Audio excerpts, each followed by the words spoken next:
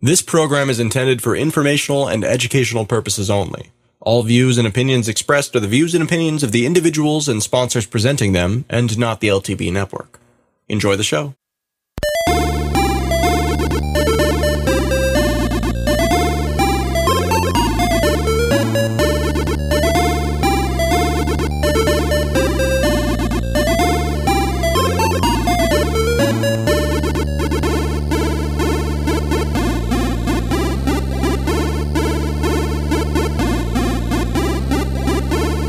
This is Sex and Science Hour with Brian Sovereign and Dr. Stephanie Murphy.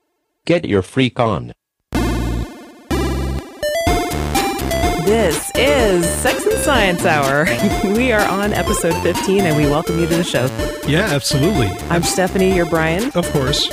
And what else is there to say, really? I think we can just close out the show now. Yeah, okay. All right, show's over. We've turned it into the Sex and Science Minute. Yeah. We actually have a lot to talk about today. Minute's done. Come on. We actually have a lot to talk about today, including something that happened totally unexpectedly last night. It was late at night. We had just finished a at-home yoga class. We did our downward dog and all that stuff. And we were browsing the internet, checking our email before we were about to go to bed. This is around 2 a.m, right? Yeah. We're late night people. We stay up pretty late. So we were, browsing the web at all hours of the night, getting into God knows what kind of trouble. And suddenly I observed a little pop-up in the top corner of my Chrome browser because I was on a Chromebook. And so I observed this little pop-up in the corner saying your extension KryptoKit has been automatically removed. I think what happened first maybe was one of my listeners to Sovereign Tech tweeted at me and said, "Hey, what's going on with KryptoKit?" Yeah, and at the exact same time, you literally read off the tweet to me, and right before my eyes, KryptoKit was yoinked out of my browser. Disappeared. Yeah, which was kind of scary. At the time, we were like, what the hell is going on here? Yeah, 5 minutes later, it did the same thing to me on my Chromebook. Yeah, so you weren't far behind when it came to losing KryptoKit. Right. And, of course, KryptoKit is a Bitcoin wallet. It's also more than that. It's a great PGP messaging service. Yeah, it's an extension it's a Chrome extension, and you can install it and you can get a Bitcoin wallet, which is secure. You can put a password on it, but it's right in your browser. So like when you go shopping online, if you want to buy something with Bitcoin and you have Bitcoins in your KryptoKit wallet, it will automatically detect Bitcoin addresses on the webpage that you're looking at, and you can just click a button to pay to one of those addresses and put in the amount and stuff, instead of copying and pasting the address, going to a different tab, logging in, messing with blockchain.info and all that stuff. Yeah, it's a very smooth operation. It works really, really well. And it had the mindset. Because Bitcoin isn't seamless enough, right? It's not enough that we don't have to put in our credit card information. One of the main guys behind it, Anthony DiOrio, he said, look, this is how I like to do my Bitcoin business. This is how I like to do my shopping. And that app came out in that way. No passwords, none of the crazy stuff, just works. Yeah. And it really does. It's great work. Yeah, it's a cool app. And I was kidding about that comment, but I really liked KryptoKit. It actually helped me be a better tipper, I think, because it was easy. I usually kept about $10 in there, and I would tip people if I liked what they had on the internet and they had a Bitcoin address in their blog post or podcast or whatever. So it actually made me into a better person, Brian, a better tipper. But KryptoKit was rather unceremoniously yanked out of people's browsers the other night. And at first there was no explanation. No, well, there was no warning given to the developers either. So there was a lot of speculation that Google is pulling an Apple, basically, because Apple blocks Bitcoin apps from their iStore on your iPhone. So you can't, App Store. Yeah. Sorry, I don't use iPhones, so I get confused with the terminology. Everything's an I this and I that, and I'm losing my I mind. But anyway, Apple, you can't get Bitcoin apps in the App Store, and except for the Fiva wallet. Well, the Fiva wallet gets around it by you join a co-op, right? And then you can get enterprise software as part of the co-op, which we love Fiva. We've talked about it before. Yeah, the COG co-op, which is the cycle of goodness or circle of goodness or something. Right. Co-op. But so that's how to get a Bitcoin wallet on your iPhone. But this is a digression. We were afraid that Google was doing the same thing that Apple was doing, that they were just going to block Bitcoin apps for no reason. And, you could suspect that Google might do this because the reason that everybody believes that Apple blocks Bitcoin apps, they haven't actually explained it, but people think it's because they want to create their own payment system or whatever, and they want a cut of all the money that changes hands within their app ecosystem. And so if somebody can use Bitcoin, then they can't take a cut of their Bitcoin. So they don't want those apps on people's iPhones. Right, absolutely. And I think it makes sense for Apple to not take Bitcoin because they are the single largest holder of credit cards in the world. Wow. I mean, this is just, it's a fact that they hold the most amount of numbers of credit cards out there because they've been in this business a lot longer than any of these other quote unquote tech giants of getting their hands on that info thanks to iTunes and other services. That's a big target for somebody. Oh, sure. A big database of credit cards is awfully centralized. Yeah, fortunately, Apple is really good at security. Regardless of the NSA, they do pretty ingenious security. Even eBay was hacked this week, and there was the famous Target theft. I mean, it's just becoming impossible to keep your information private nowadays. But anyway, I want to get back on track with this. Yeah, Apple is blocking Bitcoin apps probably because they want to keep protect their essentially monopoly on all these credit card numbers that they have and getting a piece of the pie when somebody buys something in their ecosystem. But Google also has its own payment system. They've got Google Wallet, and they process credit card information too. Right. And so one might expect that perhaps they would have the same motivation. But apparently that wasn't the case. They claimed the next day, today we woke up and we checked the news eagerly about KryptoKit. We woke up at noon and checked the news about KryptoKit. And Google had actually come out with a statement about what happened regarding KryptoKit. And they said that there was a malware clone of KryptoKit. This is what they claimed. I don't know if it's verified or whatever, but they said there was a malware clone of KryptoKit that was not actually KryptoKit. It had a lot of the same code, but it was designed to steal your Bitcoins, basically. Right. It was designed to steal Bitcoin private keys. And of course, Bitcoin stealing malware is nothing new. We've seen millions of pieces of Bitcoin stealing malware come out. But apparently this was another one, and it was similar enough to KryptoKit so that Google apparently just pulled down both of them and then decided they were going to figure it out later as to which one was the real one or something. Yeah, something like that. I don't know that they said they were ever going to bother figuring it out. I mean, certainly maybe there was enough of an uproar. I don't know. They said it triggered some automatic system that pulled both of them down, right? And that's what Mike Hearn said probably is what happened. But there's a part of this that doesn't make sense, okay? Because in the 4 bullet points of what they made, look, what they explained, their explanation makes a ton of sense. If you want to accept that, that's fine. Go ahead, accept it. I relatively accept it. But the problem that doesn't make sense is they said that they ripped it automatically to prevent malware from getting on a bunch of computers. Now, this is very important, especially considering Chromebooks, because Chromebooks are, Google specifically bills them as the indestructible operating system. So the thing is, though, is they said they removed the extension, but then the 4th bullet point that they mentioned is that there is no data was removed. No data was removed from users' computers. Right. Now, that's the way they said it. And this is the problem, is their statements were a little vague, because how do you...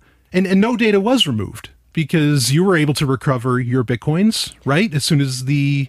Yeah, when KryptoKit came back, and it came back as seamlessly as it went away. Right.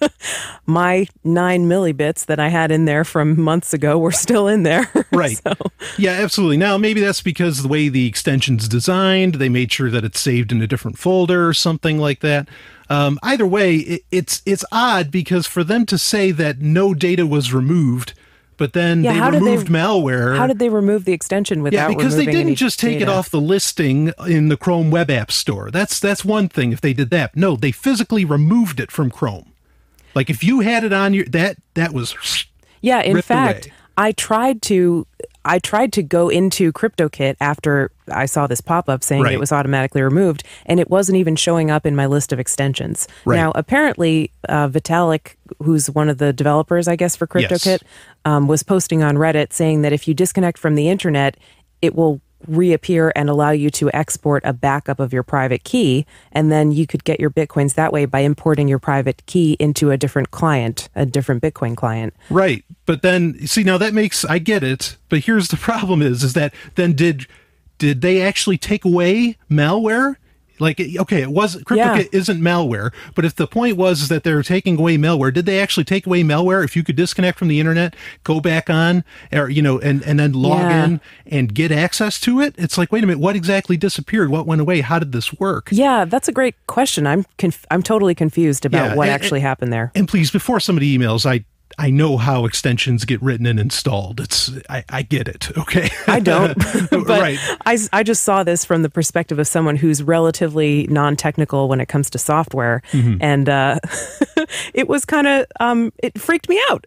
Sure. I actually removed Bitcoins that I had on my Android phone from my Mycelium wallet because I was afraid the same thing might potentially happen to Mycelium if Google was going kamikaze on all the Bitcoin apps. I was like, well, I don't want I had a backup of my private keys for Mycelium, but I was like, I'm a little uncomfortable with having these Bitcoins in. I think I'm just going to move them to another place. You know? I say better safe than sorry. Android is a bit of a different ballgame, though not so much. Ever since KitKat, ever since version 4.4 of Android, Google has really closed in on this open source operating system. And I want to raise a couple points about, people saying, well, Google wouldn't do this. And Google explicitly said in their response to what happened with KryptoKit, fans of KryptoKit. They said they're fans. They said they're fans of Bitcoin. They said some of them are users of KryptoKit, and that they're fans of Bitcoin. I don't remember that exactly, but I remember them saying... they specifically said we're not targeting Bitcoin apps. They said they were enthusiasts. So anyway, the thing is that you have a few odd statements here, okay? 3 issues. One is Kevin Rose, who works with Google Ventures, said explicitly in the past on This Week in Tech, on the podcast This Week in Tech, he said that he said cryptocurrencies are the future, Bitcoin is not it.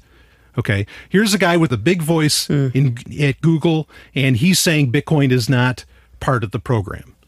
Okay, you have Google Wallet, which is a payment system that they take very seriously, that they're trying to compete with just about everybody else on that. And for people to think that for some reason, Google would just be friendly to this, again, there's no reason. Because you can't tell me that if Google doesn't accept Bitcoin, people are going to stop using Google products. Yeah, no way. They're kind of tied to it. No, they're going to use it no matter what, all the time. And it's not as if Google needs to accept Bitcoin, yeah. Right. And it's like, oh, well, that's great that some people at Google are Bitcoin enthusiasts, but there's also people apparently who are privacy enthusiasts at Google, but they're not doing anything about the NSA. Now, really, they're not doing anything about the NSA. Yeah. Okay. Because you can implement end-to-end encryption right now, totally legal, and they refuse to. They don't care. So but the scary thing is with this is that Bitcoin or not, the fact that Google can just, Chrome, be it a Chromebook or without a Chromebook, the web browser is becoming the OS for pretty much everybody anyway. Okay. And so for Google to be able to just instantaneously, without even warning the developers of an extension or an app, can just rip that out and take it away, that's terrifying. That's a little scary. It reminds me, the absolute irony of when Amazon, when the Kindle was out there, they ran into a copyright issue with a couple of books. You want to know what those 2 books were? Yeah. Animal Farm in 1984. Oh. Both by Orwell. Big Brother came ironic. Right in, and they ripped. Because of the copyright issue, Amazon ripped those books right out of your Kindle. Wow. You had no say in the matter. You couldn't save it. Forget it. Game over, man. Dare I say that's Orwellian? Right. Yeah. Okay. And so for Google to be able to do this, look, I'm glad that maybe it's all true, and I hope it is, and I more or less think it is, that this was just a screw up on Google's part. But the fact is they have that power, and that's scary. That's really scary. Never, I've been messing with computers since I was a baby, and I've never seen where someone could just rip out some software on you. Yeah. And that's exactly what they did. Yep. Absolutely. So, I think that's the real story in this whole debacle. Yeah, forget about Bitcoin and KryptoKit and all that stuff. The fact is Google can just rip stuff right out. Yeah. And that's scary. Well, why don't we lighten things up a little bit? Let's do it. I have kind of an amusing story. So Peter Schiff he's a, what would you call his job title? He's a radio host. And he's a investor. He has an investment firm, Euro Pacific Group, right? Yeah, and he's kind of, he's libertarian. Yeah, in some ways. He's a big advocate of gold and precious metals. And he's been actually a very strong critic of Bitcoin. And he's been very critical of Bitcoin over the past several years. Yeah. Despite many people, wanting to have conversations with him about it. And finally, I guess today, the news came out that his precious metals company, which he's been promoting precious metals for a long time, so I guess you can buy them through his company. Right. Now they accept Bitcoin. What? You can buy gold from Peter Schiff with Bitcoin now. Hold on, I just got an IM. Oh, it's Satan. He says it's getting cold. Oh, wow. Yeah, that's about what I said when I heard about this. This is amazing. What is he going to do? I didn't think he would accept any form of currency, money, whatever word you want to use. Don't get so specific. Well, that couldn't make a fork.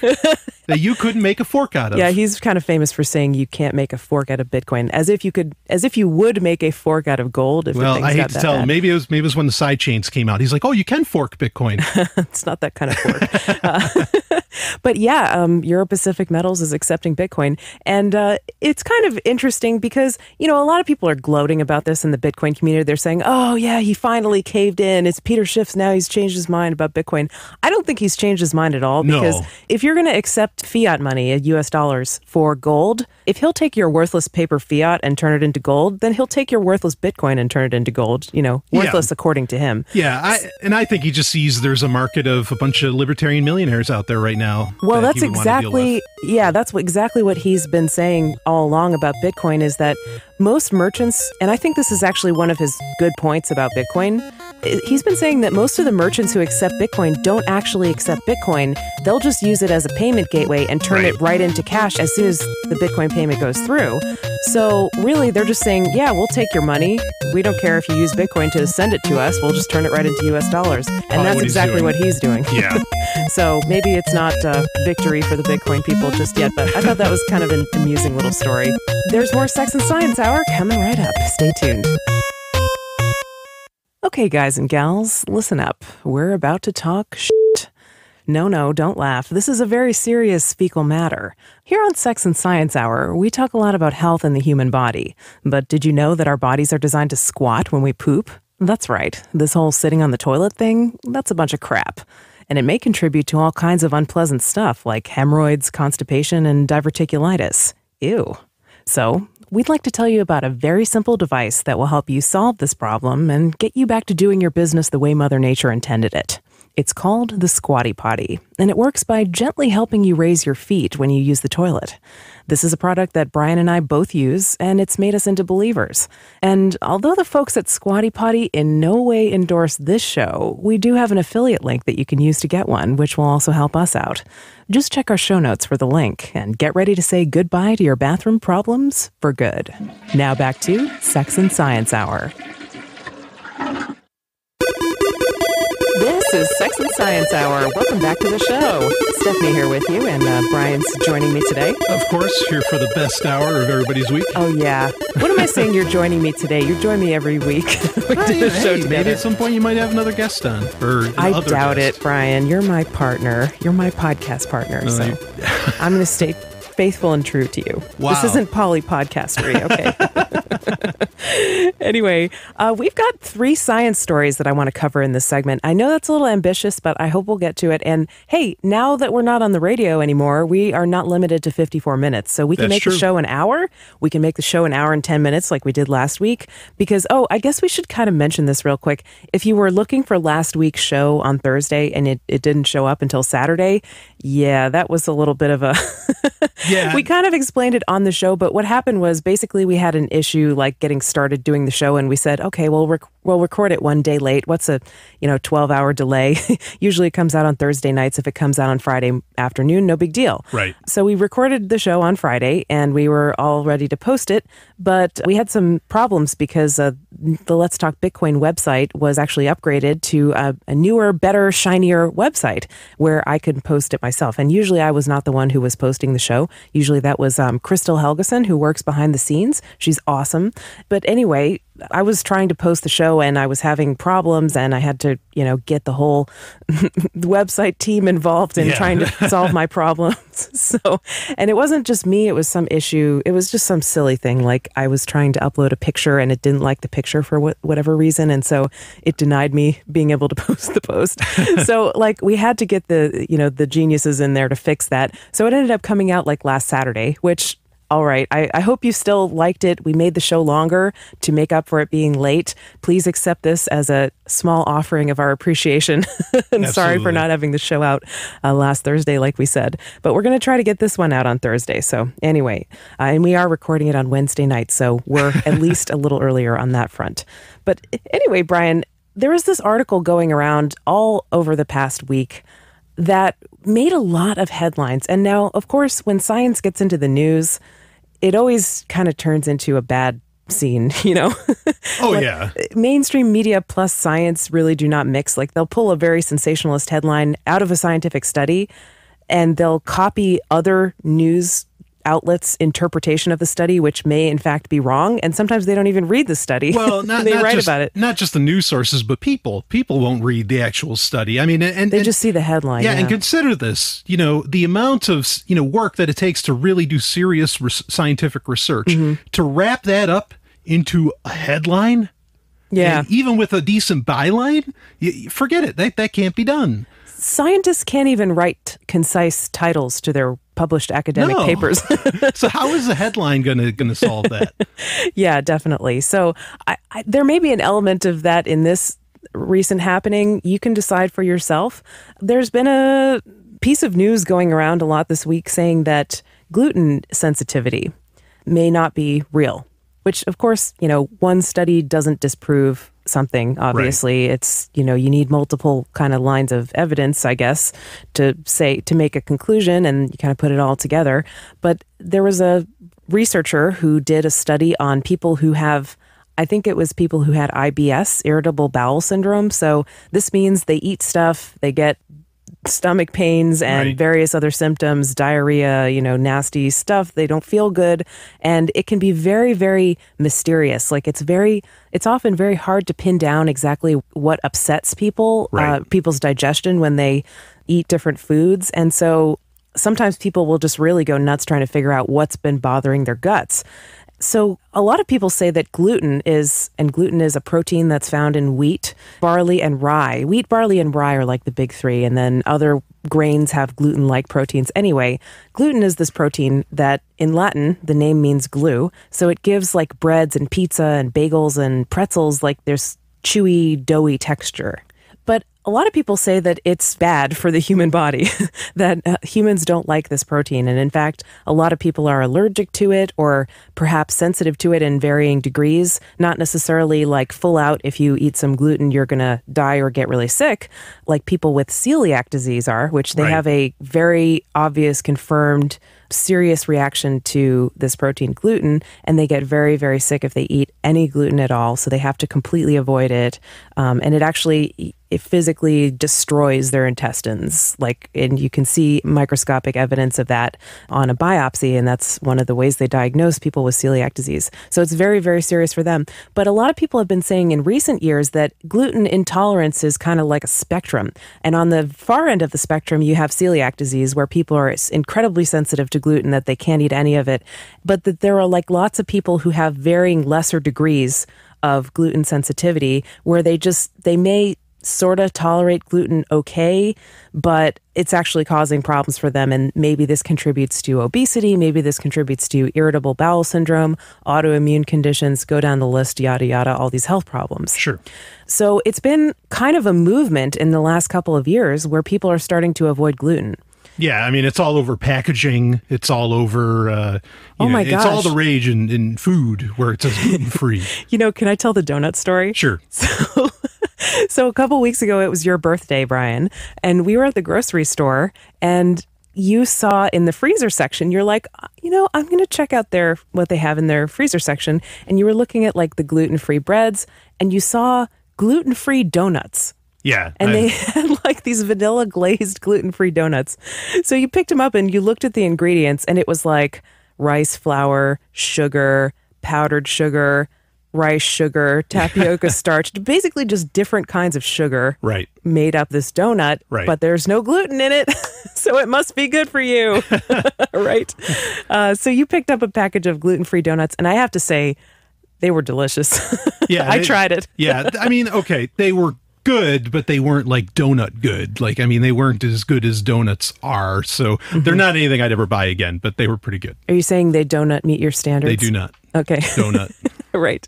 Yeah, I mean, that's just kind of an example. And full disclosure, you and I follow a sort of paleo diet, and so that includes not eating grains and avoiding gluten. And I have to say, I ate bagels, wheat, cereal, pretty much any wheat product you could imagine all through my childhood, and I was not very healthy. I didn't handle it very well. Sure. Whatever I was eating at the time, which included a lot of wheat, I was overweight and I had a lot of allergies. You know, just in the last couple of years, I found out, well, I actually started eating low carb back in 2002 when the Atkins diet became popular. I lost a lot of weight. Maybe one reason for that was because I wasn't eating wheat and I was allergic to the wheat. And I also had a bunch of other sort of like seasonal environmental allergies that went away at the time. So perhaps I was cutting out something that I was allergic to in one way or another. Sure. So we are kind of gluten-free people. But, you know, we also like science, and we're willing to apply skepticism to our own beliefs, you know? Oh, absolutely. I mean, you know, and it doesn't have to be like celiac disease to want to avoid gluten. I recommend a book called Grain Brain. And if you Grain Brain's a good book. Yeah, if you read on that, I mean, it talks about where, you know, grains and wheat, you know, wheat essentially causes all kinds of mental issues, perhaps. If you read the combination of Wheat Belly and Grain Brain, you will never want to touch a piece of toast in your life again. Ever. So paleo or not, wheat is not a good idea, in my opinion. Yeah, and if you want to read those books, you can get them through the Sex and Science Hour Amazon affiliate link. Absolutely. Just follow the link through our show notes, and we do appreciate that. But anyway, so we follow kind of a grain-free diet. And so we read this article with interest. And what it was basically there's a researcher who did a study on people who have IBS, irritable bowel syndrome, or self-reported gluten sensitivity. So these were people who said, oh yeah, I'm gluten-free. I don't eat gluten because it makes me sick. And then he basically tracked these people. He put them in a controlled environment where he fed them a diet that was grain-free and low in FODMAP foods. Now, FODMAP is basically an acronym for different kinds of sugars that are found in certain foods, and even foods like vegetables or like foods, you know, that have a lot of fiber, like onions and broccoli and stuff like that, and even coconut, which is a favorite of the paleo people. Everything is made out of coconut that you can't make out of bread and stuff like that. So yeah, coconuts are a FODMAP food, and apparently these FODMAPs, these sugars, can set off people with IBS. So the researcher fed the subjects, and it was like 20 people, around 20 people, 22, something like that. By the way, we run from memory on the show. We're not like usually looking at articles in front of us, so don't quote me if I get something a little bit wrong, but I think I've got the basic gist of it. You are a biochemist. Yeah, I do have a PhD in biochemistry, but guess what? PhDs can be wrong. Sometimes they're wrong. Often they're wrong. So he took this group of people, fed them a controlled diet that was supposed to be the baseline diet to get their guts calm and working order. And then he rotated them through a cycle where 1 week after being fed the baseline diet, they got the baseline diet plus 16 grams of gluten added to it, pure gluten, poured on top of their food, sprinkled all over their meat and veggies, gluten all over their food. People are cringing when I say this. And then another group was, so that was the high gluten group. Then there was the low gluten group, which got 2 grams of gluten plus 16 grams of like whey protein from milk. And then, or 14, I don't know. It was a total of 16 grams of protein. Anyway, there was high gluten, low gluten, and then no gluten, which was just the whey protein. And then he asked people on each of these different diets, how do you feel? And no matter what they were fed, they still felt sicker. Subjectively, they reported feeling sicker. So he concluded from this that among people who have self-reported gluten sensitivity that are not celiac disease, but they say that they're sensitive to gluten, he concluded that it's not the gluten. Perhaps it may be the wheat, because people don't eat purified gluten, they eat wheat. Right. Right? So it may be something else in the wheat. They can't rule that out, but he believes that it's not the gluten.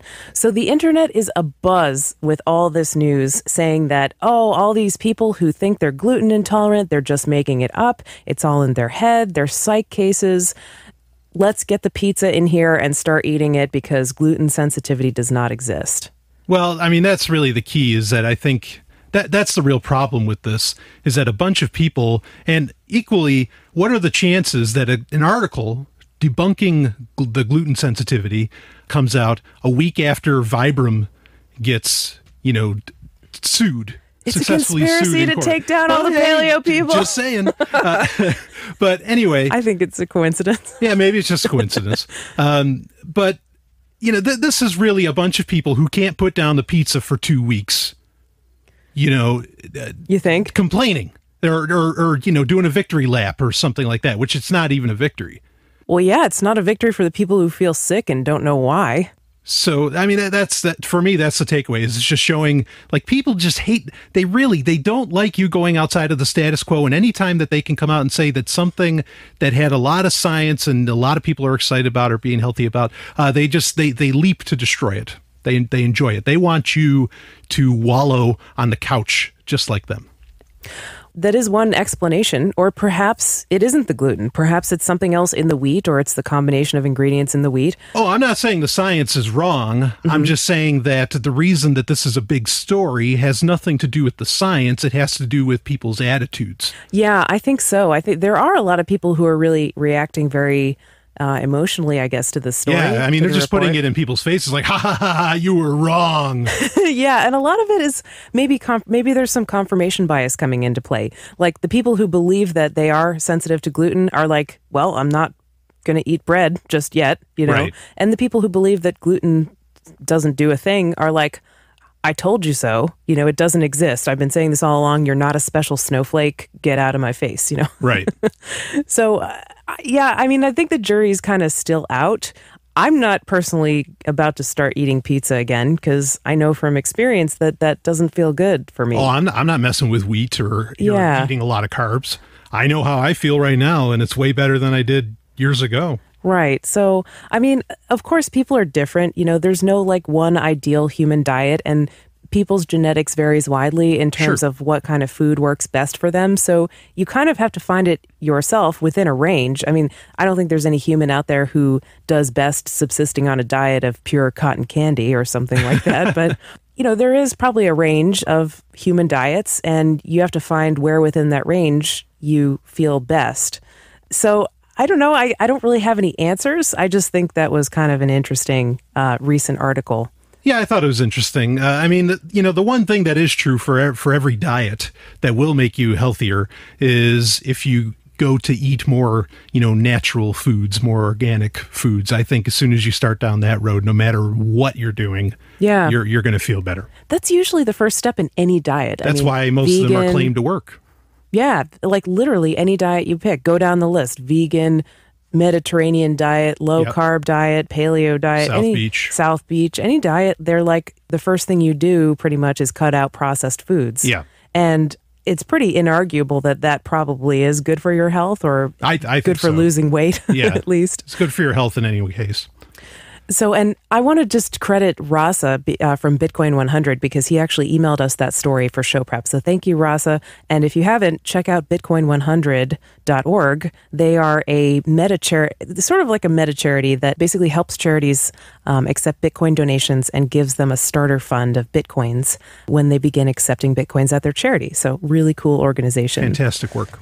Okay, so our next story, so this kind of ties in with the last thing that we were talking about. There's been a lot of research recently and a lot of talk and buzz about probiotics and about basically, swallowing bacteria or eating kimchi or sauerkraut or yogurt or whatever to try to increase the amount of, quote, good bacteria in your guts. Right. And, humans are really affected by the community of bacteria that live inside our bodies. It's a little gross to think about. And it's not just bacteria. It's probably some yeast in there and other kinds flora. Of organisms. But yeah, they're kind of referred to as the gut flora. And everybody thinks it's really important to have good gut flora because they do things like make vitamin K and help you process your food and help you get nutrients out of your food and do all kinds of good stuff.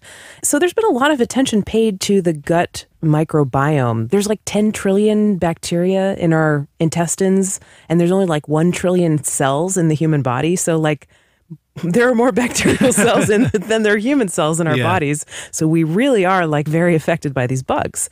So there's been a lot of attention paid to like trying to figure out what are the best bacteria to have living in your gut, and how do we tip the scales so that the good bacteria are favored over the bad bacteria. There was some famous research that came out almost 10 years ago at this point, where a researcher showed that the gut flora of obese mice could be transplanted into thin mice and they would make them fat. Wow. Yeah. And then vice versa. Incredible. Yeah. So, and with people too, obese people have different gut flora than lean people. There really seems to be a connection there. But not much attention has been paid to another environment that is also teeming with bacteria that probably nobody wants to talk about. I don't know if the gut's not off limits, then this should not be off limits either. But of course, what I'm talking about is the vagina. So the female vaginas are colonized by bacteria, just like everybody's guts are. And this becomes kind of important because, especially like during childbirth, having a community of happy, good bacteria there can affect the pregnancy and the birth. Yeah, this is why they recommend against C-sections, because this bacteria is essentially a rite of passage for a child. Yeah, that's how they claim that human children get their gut flora is from the mother's vagina during a vaginal birth. Right. But as far as I know, not a lot of research has been put into what is, the vaginal microbiome, what communities of bacteria are supposed to live in the vagina. And previously it was kind of thought that a healthy vagina has lactobacilli, which are bacteria that basically ferment sugars into lactic acid, and that makes an acidic environment in which other types of germs can't live, like yeast, for instance. So like it fights yeast infections and it fights other kinds of pathogens that might come along. So that was the idea, was that, lactobacilli equals healthy vagina. Well, apparently there's been a new study that just came out that is really challenging that dogma. And it gets even better than that because, so this researcher took like 400 women and looked at the bacteria that were living in their vaginas. Okay. These were all healthy women. They had no symptoms, no problems. They were totally healthy. Mm-hmm. And he found that not all of them had vaginal flora that was dominated by lactobacilli. Some of them had different kinds of bacteria that lived in their vaginas, but they were still healthy vaginas. So vaginas can be healthy without lactobacilli. So how is that? Not only that, but he found that they varied by race. Okay. Oh, wow. So basically, the standard of having a vaginal microbiome that's dominated by lactobacilli, that was very typical for white women and Asian women, but not for Black and Hispanic women, or not as prevalent. So again, like the previous standard or the previous dogma was based on white women. Sure. Well, this is the thing. I mean, I'm glad, one of my takeaways from this is I'm glad that science is taking women seriously for once again, and they're taking race seriously. They're actually, before they just write really both issues off as inferior.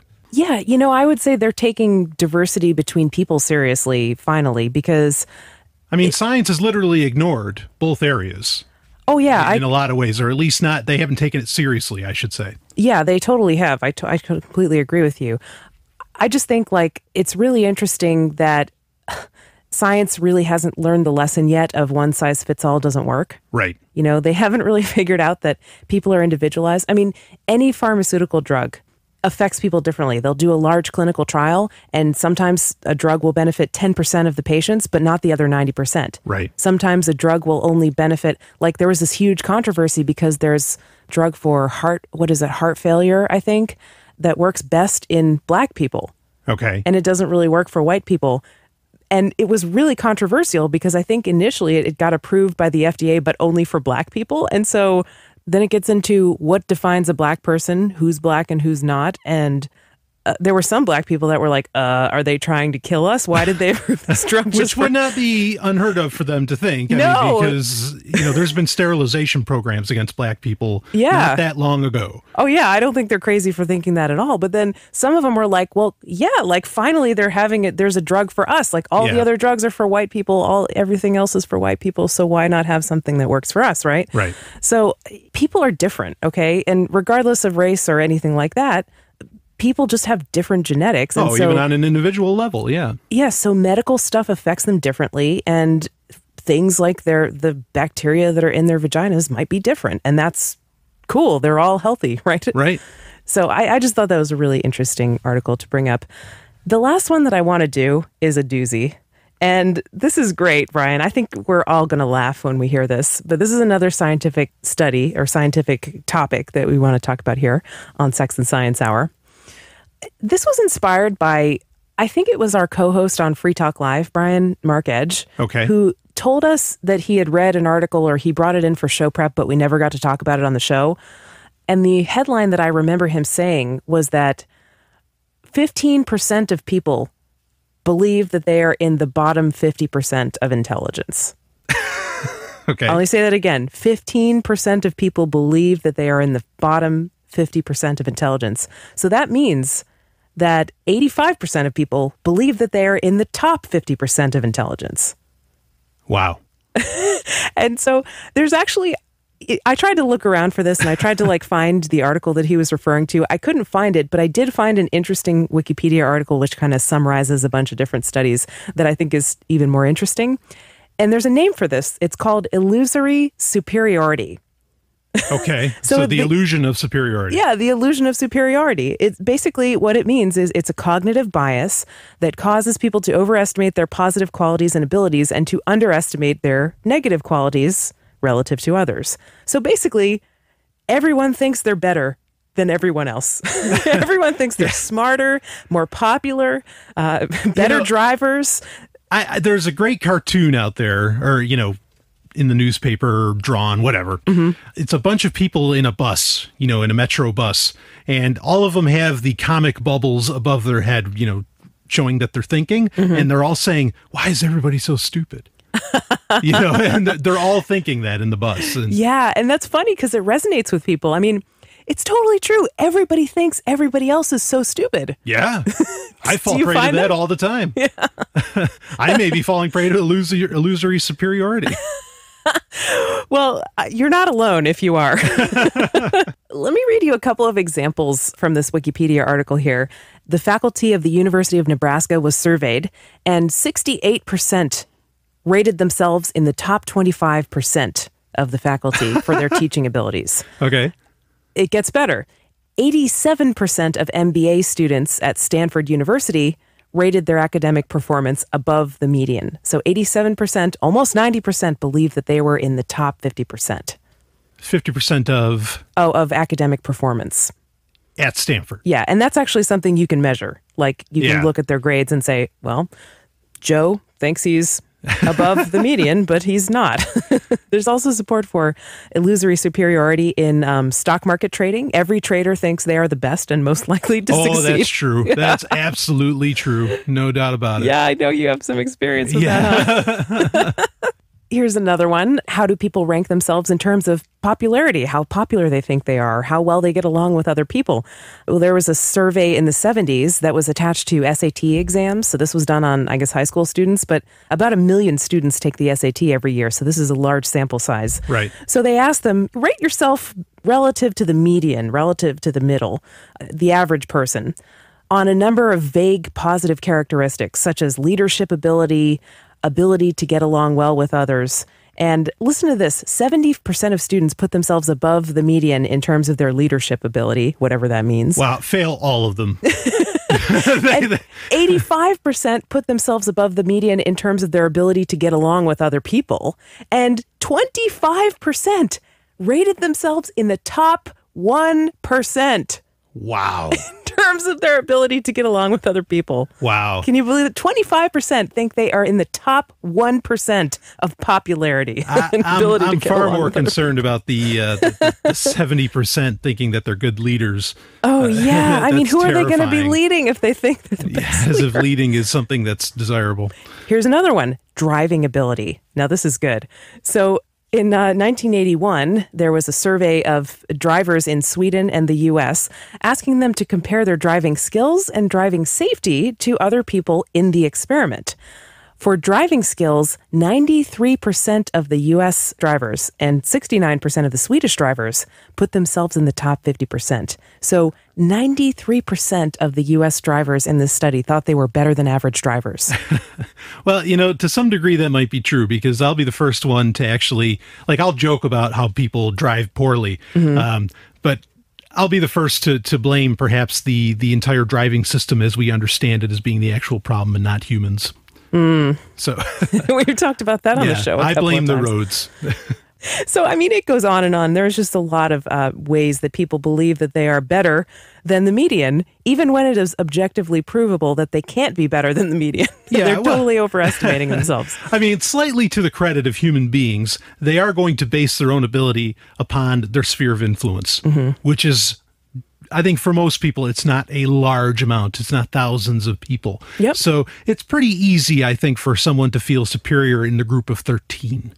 You know what I mean? Yeah. And actually, there's another component to this, which was that the worse they are at recognizing when other people are good. So there are lots of people out there who are incompetent, but believe they are very competent and don't know it. And that's backed up by a study. So there was a study where a group of participants was given specific tasks like solving logic problems, analyzing grammar questions, and determining whether or not jokes were funny. And they were asked to evaluate their performance on those tasks relative to the rest of the group, enabling a direct comparison of their actual versus perceived performance. The results were divided into 4 groups depending on their actual performance, and it was found that all 4 groups evaluated their performance as above average. All 4 groups. The worst the people who scored the lowest, everybody thought they were above average, meaning that the lowest scoring group, the bottom 25%, showed a very large illusory superiority bias. The researchers attributed this to the fact that the individuals who were worst at performing the tasks were also worst at recognizing skill in those tasks. This was supported by the fact that, given training, the worst subjects improved their estimate of their rank as well as getting better at the tasks. So people think they're better and they don't even know that they're not. Depressing. Yes. So depressing that it won a Ig Nobel Prize in 2000. The paper titled "Unskilled and Unaware of It: How Difficulties in Recognizing One's Own Incompetence Lead to Inflated Self-Assessments." I love that title.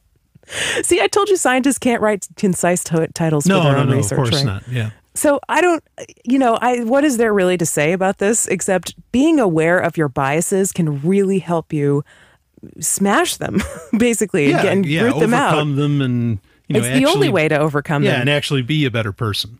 Yeah, so, I mean, I guess maybe we could all deal with a little more humility, or at least, some objective standard that we can compare ourselves to before we say, I'm the best. yeah, maybe have some proof in the pudding, have something. I have a phrase that I like to use, that it's not bragging if you can back it up. It's not boasting if you can back it up.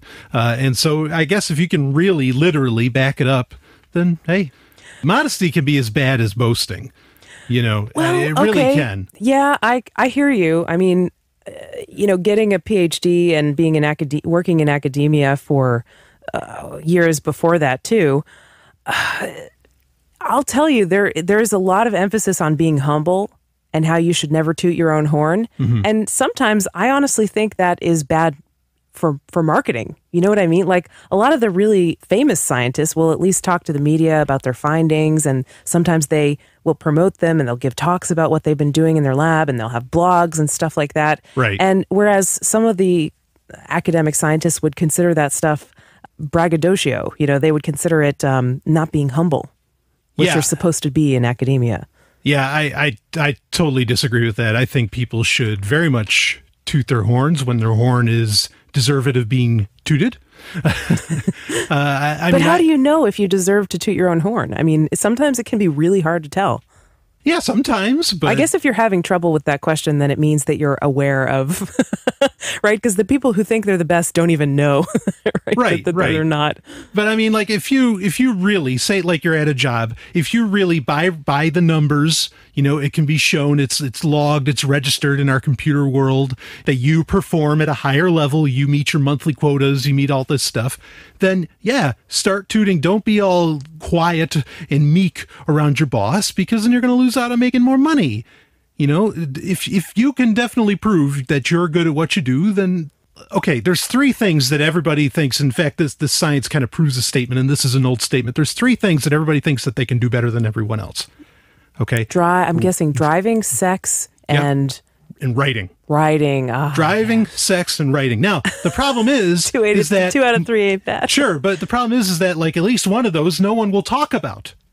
They're so damned repressed that some of these biases, some of these illusory superiorities, you can't even find out about that. It's just not true because everybody's lying to each other about it. Yeah, how would you know if you're the best at sex, Yeah, I mean, you'd have to have a large sample size, but we're not allowed to do that. Yeah, and even if you had a large sample size, maybe it means you're good at convincing people to have sex with you, but it doesn't necessarily mean you're good at sex. Well, right, but that's because like women are kind of I don't know what phrase to use. Women are they're taught to please. Yeah. They're taught to fake it. They're taught to no, look, you got to make him feel good about it. And when it's like, no, you know what? If he sucked, if he didn't do a good job, if he didn't please you, tell him. Yeah. You know what I mean? So that's what I'm saying. This modesty stuff's got to go. That's as bad as the braggadocio. Yeah. There is kind of maybe a gender role in there. But, we're starting with helping people become aware of their own cognitive biases and entertaining you, hopefully, in the process. I think Sex and Science Hour is in the top 1% of most entertaining shows, Brian. Do you agree with me? I'm just making a joke there. Yeah. So, anyway, this is Sex and Science Hour. There's more coming up. Stay tuned. We've got our final segment on the way, and we're going to do all listener email. So get ready. This is Sex and Science Hour.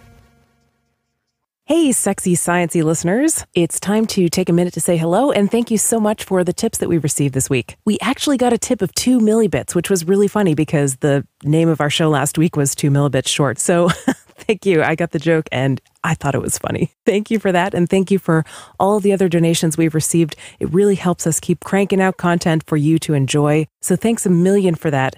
Another thing that's really fun for us is to see when people shop through the Sex and Science Hour Amazon affiliate links, because we can see what was purchased. So that means we get to add an extra segment into the show like this and tell you what people bought through the Sex and Science Hour Amazon affiliate links. So what did people buy this week? Well, let's see. We've got some rugby equipment, raw organic chocolate powder, a bike chain, not a blockchain, a bike chain, the Richard Feynman Lectures on Physics boxed set. Oh my. And this might be the most interesting one. 2 needles for turntables.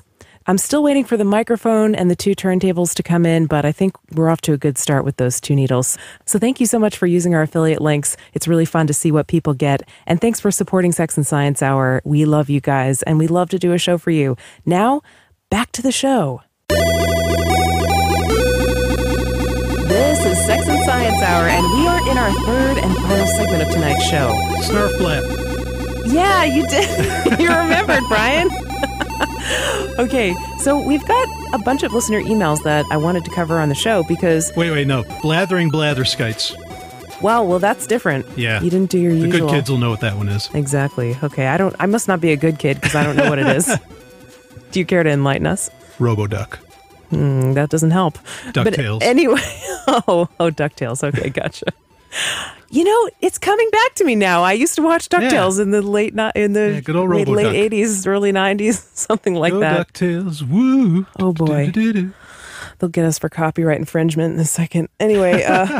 Good thing we're anarchists. So we got a bunch of listener emails over the course of the last 15 weeks that we've been doing the show. And you can always email us at show@sexandsciencehour.com if you have something you want to share. Sometimes we get a little bit lazy, dare I say, about like putting our listener emails on the show prep and making sure we get to them on the show and responding and stuff like that.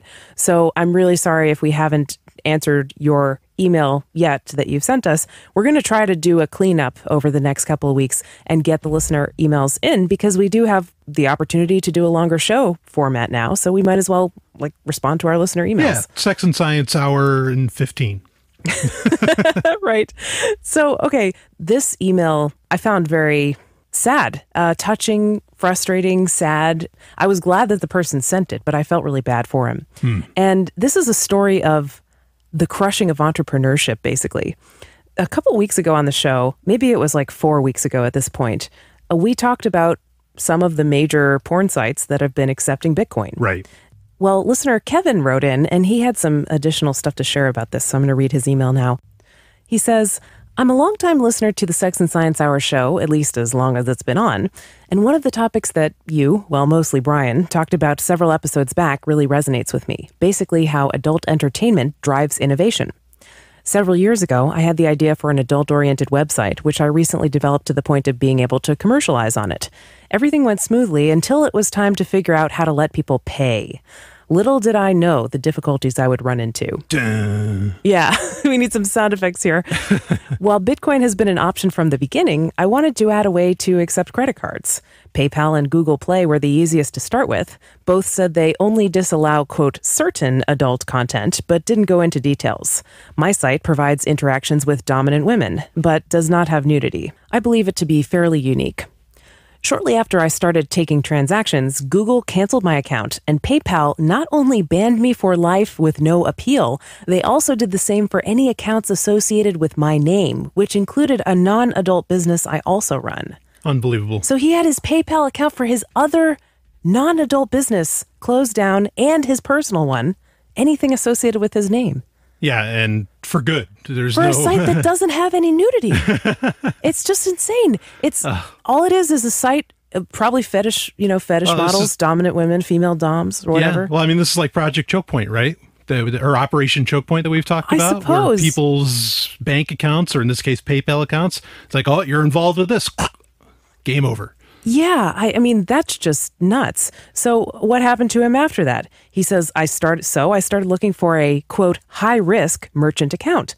All the well-known companies wanted $1,500 a year for Visa/MasterCard to renew/validate my site, plus 15% of every transaction. 15%? Plus a 6-month hold on 10% of the remaining funds. He's going to have nothing left. How's he supposed to run a business with that? That's quite a bit for someone just wanting to test the waters, he said. Oh, man. Eventually, I found one processor that didn't have the high startup fee and tried them. In 3 weeks, we took in almost $3,000 in transactions. Pretty good, right? When it came time for them to send me the money, they only provided the runaround. Reasons included new banking regulations, anti-money laundering laws, etc., etc. Almost a full month after the money was due, I have been sent a grand total of 10% of what is owed. I cannot pay the people involved with the site without hitting my personal funds, and I have pretty much zero recourse against the processor. Meanwhile, my customers have no idea that their money isn't going to the people they thought it was. Unbelievable. He tried to start a business. I mean, this is going to end up running him into the ground with no bank accounts and nothing, nothing to show for how everything is he supposed to pay his employees if he doesn't have a bank account to begin with, or if all of his accounts are getting canceled to begin with?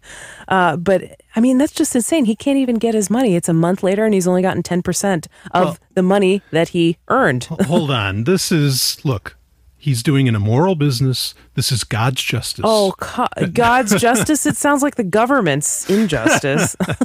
I hope he knows I'm kidding.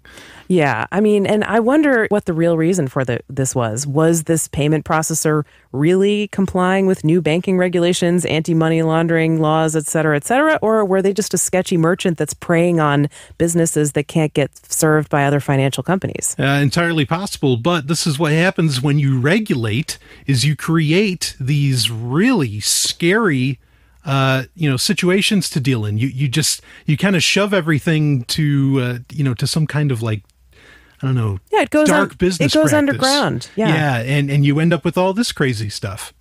He said 10% of our customers do pay by Bitcoin, and some use Dwolla, where transactions can be easily canceled within 4 days, so we have to delay services on those. Why am I telling you this?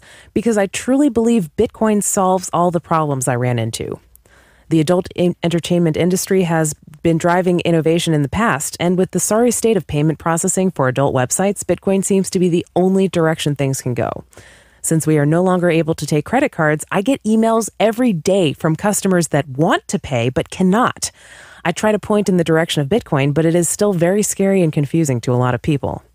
My appeal to you is to possibly mention this in a podcast, which may bring together some of the people that have or are considering a website where typical credit card payment is not a viable option. Maybe some of the problems have already been solved on making Bitcoin easier.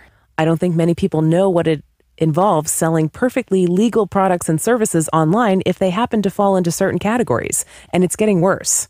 By the way, he said he loved my interview with Mistress Magpie that was on Let's Talk Bitcoin several months ago. Oh, that was fantastic. I remember that.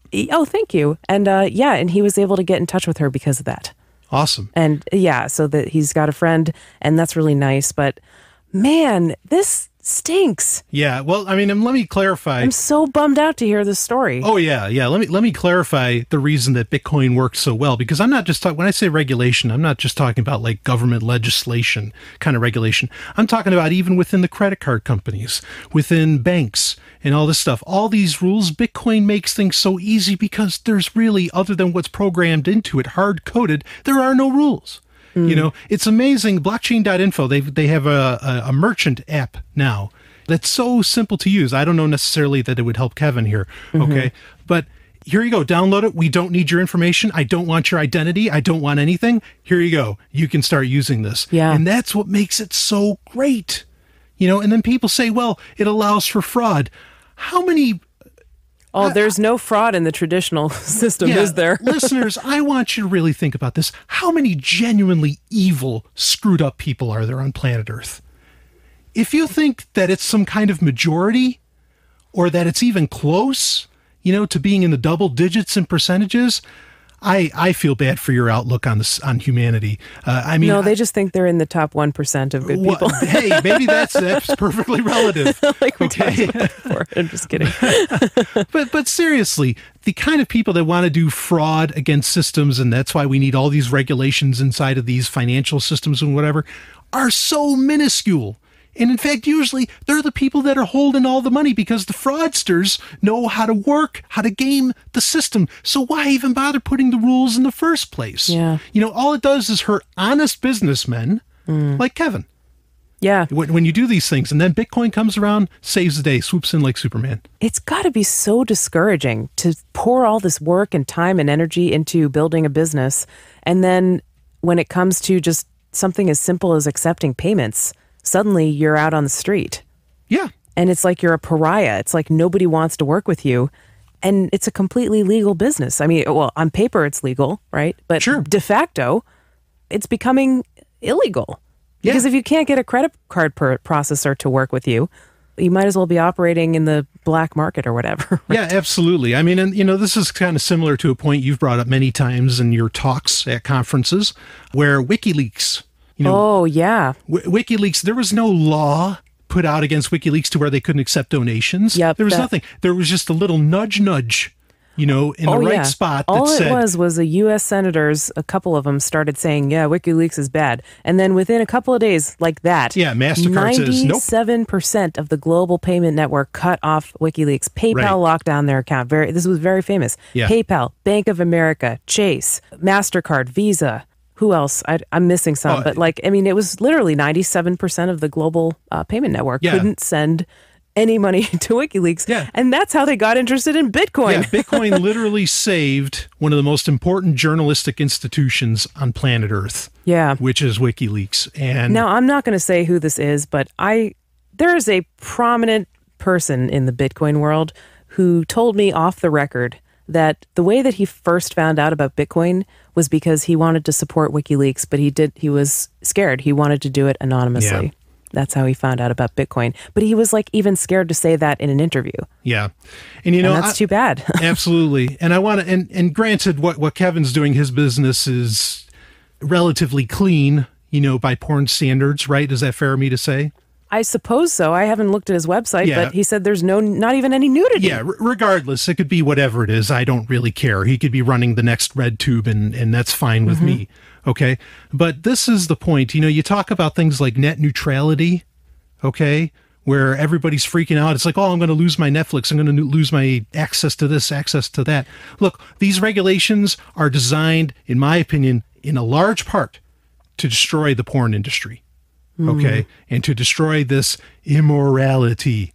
So really, you think the crusade on porn is gone because George W. Bush is out of office? It's not. No, it's still going on. It's still going on. Like we mentioned, Operation Choke Point, all these different things. Yeah, we listened to our show from a couple weeks ago for that. My point being is that, look, if you love your erotica, get on Bitcoin. Maybe this audience doesn't need to hear that, but maybe people your friends need to hear that.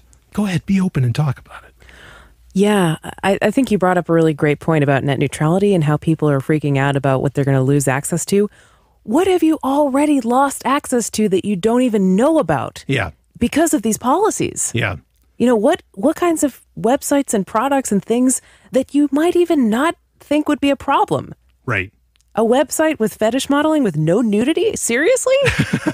What businesses have not been started in the first place because they know that they're going to have these problems? What businesses have tried to have been started and have had these problems and have been shut down before you ever found out about them? Yeah. How much fun, how much knowledge, how much interesting entertainment have you missed out on?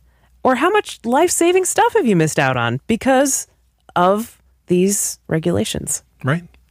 And we'll never really know because that's what we can't see. It's the seen and the unseen, and this is the unseen. Yeah. Kevin, thank you for sharing that with us. I hope you can maybe find some connections through this email. If you want, we can, if you want to get in touch with Kevin, just email us. We can maybe put you in touch if that's what he wants to do. But man, good luck to you. All the best. All the best to all the entrepreneurs out there who are just trying to make a living. Yeah. May the blockchain be with you. All right. Well, to round out the show, we're short on time, but I want to just end out the show with one more listener email here. This relates to the self-driving cars topic that came up last week on our show, Brian. Oh, boy. And this email here is from Francis. He says, first of all, I love the show. I'll send some millibits your way soon. And thank you. We appreciate it when anybody sends us tips or shops through our Amazon affiliate links. That really helps us out. Yeah, very much appreciate it. Thank you. Mwah. Francis says, I have a small comment about the driverless car topic. This maybe a small comment that will spark a big discussion. He says, I have been flying the Airbus A320 for about 2 years now. It's a big plane. Yeah, it's a big passenger jet, huh? Yeah. So he says it's what they call a fly-by-wire aircraft. This basically means that there's no physical link between the flight control surfaces and the joystick. So if all the computers fail, there is no chance of controlling the aircraft. Of course, this is so unlikely because of all the redundancy that it is statistically impossible. Does Brian fly at all? I don't, but I do have somewhat of a family of pilots. And I understand his point. I know about FBW systems and side stick flights and all that. Cars have done this for a really long time. In fact, the head of Google X recently, Astro, he recently said that this is a beautiful thing where the user doesn't even think about it, but a computer actually controls everything. Okay, like your brakes, you're not physically on a modern car. Ever since ABS systems, anti-lock brakes have been put into cars, when you hold down the brake pedal, you're not physically pushing down the brakes. You're telling the computer to put the brakes down. Okay, so this is kind of the same idea. But let me explain. I'm against all of that too. My primary car that I enjoyed was a 1973 Ford LTD that I drove for a very long time that did not have any of these automated systems. When you press on the throttle, when you press on the accelerator on that car, you can literally see the wire pull the accelerator near the carburetor. Okay. So like if the point is that if you're worried, because I think what the emailer is saying, and I appreciate it, it's a good point to bring up. The emailer is saying that why are you worried about a self-driving car when really cars and a lot of other vehicles are just inches away from being self-driving in the first place because you're not really in control of them. The computer is. I understand your point, but I don't think computers have any businesses in cars. But why not? Are you just a Luddite or what? No, it's not that. Well, there's a few reasons. One is it's uneconomical. Okay, the reason they say put a computer in these things is because it allows for better mileage or whatever. Okay, because a computer can drive better than the human being can. That's the theory. Mm-hmm. I disagree with that theory. I think you can get better mileage out of things, better performance out of things with very simple tricks that do not require a computer. The other problem with having a computer is that if you are a person that, and maybe this doesn't apply to everyone, but if you are a person that actually likes to work on your own machines, okay, whatever that machine may be, having a computer in the way, just complicates everything endlessly. So then suddenly you can't work on it yourself. You have to hire an expert who knows what the computer can do. And like I mentioned at a Black Hat conference, okay, that a guy was able to take an Android phone and control a vehicle. He was able to control a car, no matter what the person did. Just a few months before that story, there was a story, and some will say this wasn't necessarily proven, but I don't see any reason why, if it could be done with a car, why it couldn't be done with an airplane, that a guy said he could crash an airplane with his Android device. In the air. That's scary. Okay. That's exactly from an A-30 airplane that has this FBW systems inside of it. So there's my concern. Yeah, you are out of control, but that's not a good thing. You know what I mean? So why hasn't someone crashed an airplane with their phone yet? Well, supposedly, like I said, it's not possible, but I don't see, maybe they put in better security systems into some of these. Is that why they're so insistent about turn off your phone? Oh, I don't know.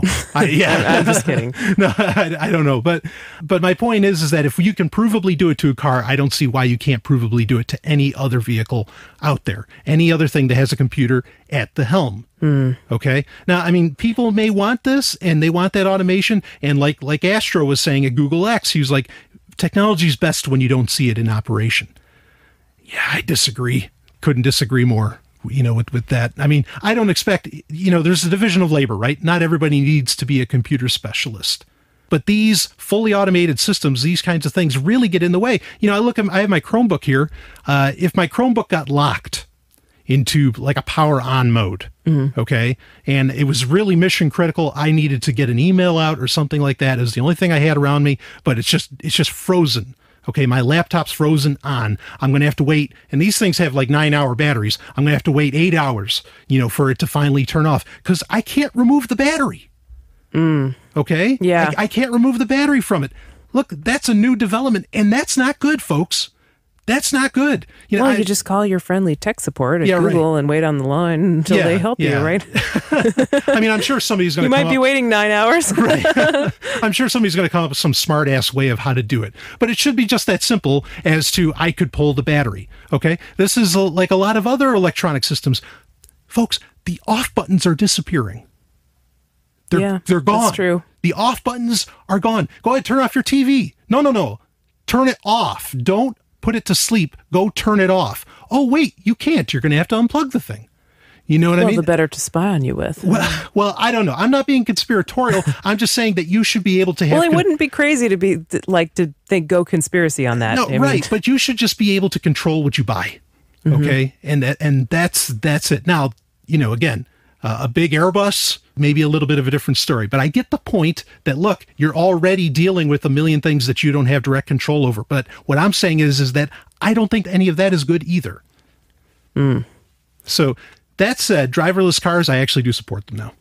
Why is that? What made you change your mind? Well, I read a story that police departments are very concerned that when driverless cars come out, because they will automatically go the speed limit, that they won't be able to collect $7 billion a year in funding because of speeding tickets. So if that means it's going to defund police departments, game on. I'll take a driverless car. Thank you. Don't you think they'll just find some new way to shake you down? I think driverless cars will never come out. There was a story that said the police will lobby against it. Well, it's not just the police. We mentioned in last week's episode, insurance companies. They're going to go out of business too. All these companies are going to go out of business. There's definitely some special interests at play there. Yeah, that aren't going to want them to come out. And supposedly, we're driverless cars are supposed to be the standard by 2026. That ain't happening. That's a bold prediction. Yeah. We're going to have to wait 9 years to find out. Yeah, right. But that's a really interesting idea that we didn't cover, last time we talked about this on the show. Right. That revenue, so-called for illegitimate revenue from speeding tickets, is the bread and butter of so many of these police departments. Oh, sure. And if they didn't have that, what would they do? Yeah, absolutely. I mean, it's such an enlightening thing to finally see is that so much of the system, so much of the government, legislative system, all this stuff thrives on arbitrary laws, and they are arbitrary. How can the speed limit be the max speed limit be 65 in New York and then 85 or 75 or whatever in Texas and Florida? That doesn't make any sense. Well, it just shows it's not about safety. It's not. And you don't go saying like, well, but the weather's better down there. No. Believe me, you going Isn't faster. In Montana and Wyoming, there are some parts that has 75 and 85. Exactly. But I mean, you know how many tires burn out in Florida? I used to live in Florida. They burn out all the time because of the heat. Don't forget it's the just love another bugs. Extreme. There's no reason that it should be 75. You're flying into a cloud of love bugs. Yeah, that too. That's a whole other science story. Maybe we'll tell that one sometime. But that's my point, is that all these systems, they completely thrive off of arbitrariness that is inconsistent. You're not a criminal for going 80. You're not. No. No. I mean, that's it. All right, well, I think that's a good note to end on. Thank you so much for joining us today here on Sex and Science Hour. Keep the emails coming. We love it. Yeah, please we love do. You. We'll try to put... We love our listeners. We do. We'll try to put your emails on the show more regularly now. Be better about that. But yeah, let us know what you think. show@sexandsciencehour.com is our email address. And we'll see you next week. Yeah. You've just heard Sex and Science Hour. Game over. Play again next week.